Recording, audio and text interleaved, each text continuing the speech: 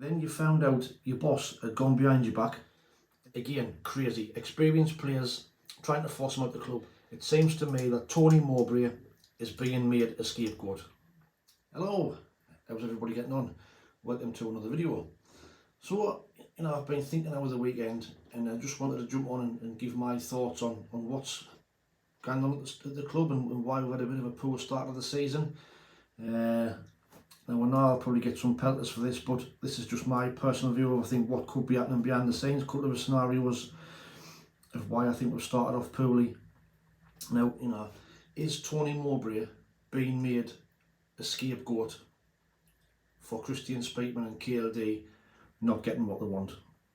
Bold statement, but I've just been looking at how things have gone on from the start of the season, pre-season to now, and just kind of reading between the lines a little bit. Like I say, I could be way off the mark, just my personal views. But if we look back at pre-season, or before the season started even, so it came out that KLD and Kristjaan Speakman had been interviewing a younger manager to possibly take over at the club. Now, considering the job what Tony Mowbray had done before the start of the season, absolutely crazy. There was a public outcry. All the fans were going berserk. How could you sack him after the job he's done, etc., etc. Now, if it was you, at work and you had a fantastic year, then you found out your boss had gone behind your back and interviewed somebody for your job, of course you'd be pissed off. You'd be fuming, wouldn't you? It's just not natural. You wouldn't know what the hell was going on. So that was from the outset. I don't think that has been repaired. Now, based on what Nick Barnes was saying before the Crew game, that something's not right behind the scenes. It all stems back from this interview at pre-season about them going behind his back. So of course he's going to be pissed off. And then as the season's gone on, you can kind of see little cracks and little things going on. So pre-season, every interview Tony Mowbray has done, he's been asking for a striker. Never happened. We're still in that situation. We've gone into the season with one striker who Tony Mowbray has been repeatedly saying Emir is not ready, and it just shows you he knows what he's talking about. Emir is not ready for the first team. It's been proven in the first game he played. When he came on a sub on Saturday, again, didn't get in the game too much. He's not ready. He's a young lad. It's too much pressure on him. So that coupled with the Nick Barnes comments. Then the games we've played so far, the Danny Batth situation. Now, to me, Danny Batth is player of the season last season. Now, he's suddenly been frozen out. The news comes out that him, Pritchard and Gooch are being told that they're not going to have the contract renewed, they can leave. Again, crazy. Experienced players trying to force him out the club. Is that the reason why Danny Batth isn't playing? Are they trying to force him out? Is that the instructions from Kristjaan Speakman? Don't play him, so he leaves. Defensively we've been absolutely shocking in the first 3 games. Luke O'Nien is not a centre half. I love Luke O'Nien a bit, but he's not a centre half. Danny Batth should be in there, and he's not. Why is that? He's fit from his injury from the back end of last season. There's something clearly not right, and for me, they're trying to force him out the club.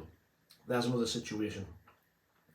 And then you've got Tony Mowbray's demeanour during the games. Normally he's on the touchline, he's barking orders. Now, I've noticed in the home game against Ipswich, and then against Crew, and then against Preston at the weekend, sitting on his little water box with his arms folded, not really getting involved too much. Now, again, that could be me just overthinking things, but for me, that to me shows a manager who just looks at he's gone through the motions and not happy.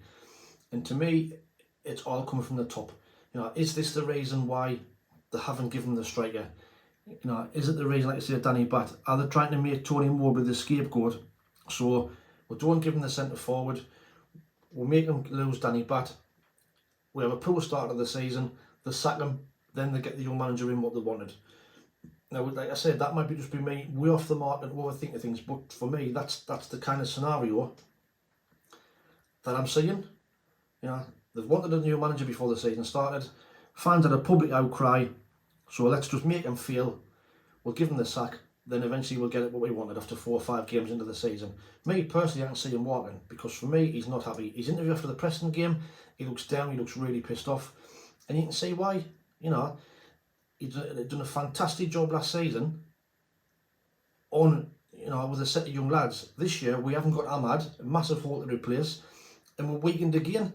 All the players that we've signed, Joby Bellingham is playing, but again, he's not the finished article. You know, should Pritchard be in there? And Bellingham comes on as a sub, but he's playing Bellingham. Again, a Speakman signing. Speakman knows the Bellingham family. Is that why he's in the team from the off? So I'd love to know what your thoughts are in the comments below on this, but it might just be me, like I say, I've been miles overacting far too much. But for me, it seems to me that Tony Mowbray is being made a scapegoat. And I can honestly say, if we don't beat Rotherham at the weekend, it's a massive, massive game at the weekend. Don't beat Rotherham at the weekend. We've then got Coventry and Southampton. It could potentially be 5 games and 5 defeats. You know, and that was just unthinkable at the start of the season. You know, the excitement and the from the end of last season, just missing out on the playoffs, thinking, right, let's have a really good go. But it hasn't happened.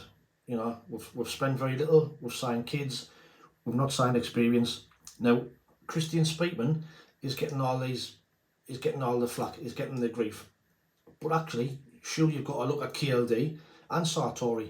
You know, is it them? Is Kristjaan Speakman only working within the constraints that he's got? Is he being told this is the budget? You know, surely after the season last season, we should have had a look at it. The budget should have been increased. Let's go and get some experienced players and quality players to push on and have a go at promotion this season. But it seems like we've took a step back. Nothing's changed.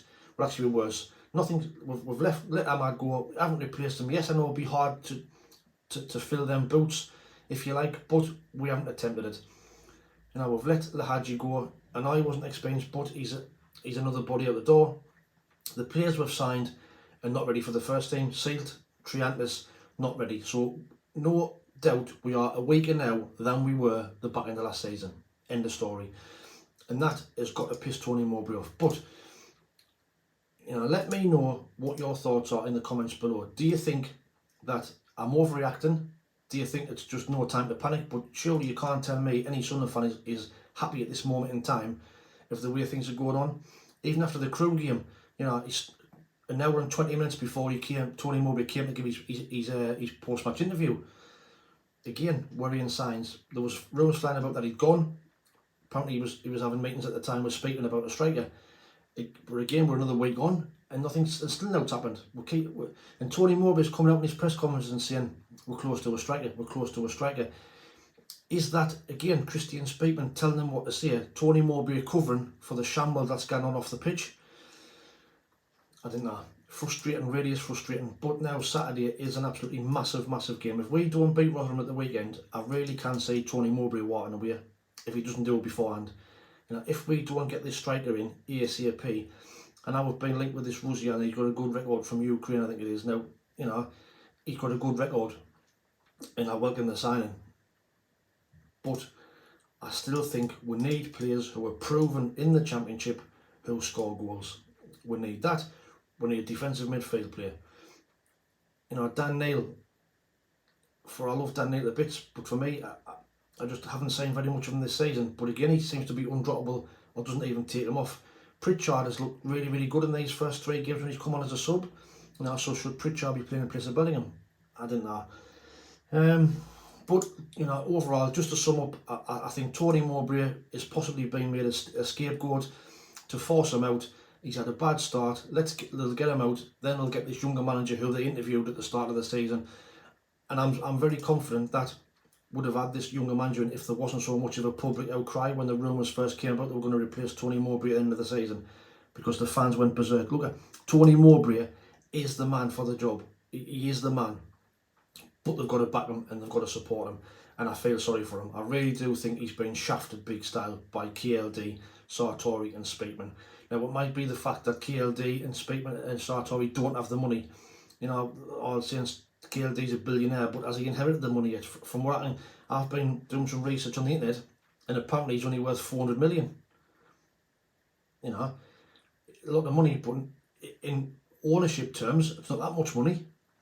So Sartori's worth even less again. I think it's what, 5 million euros now. That surely that can't be right. Sure, he must have more than that. But let me know what you think in the comments below. But, you know, just it'd be great to hear what you think.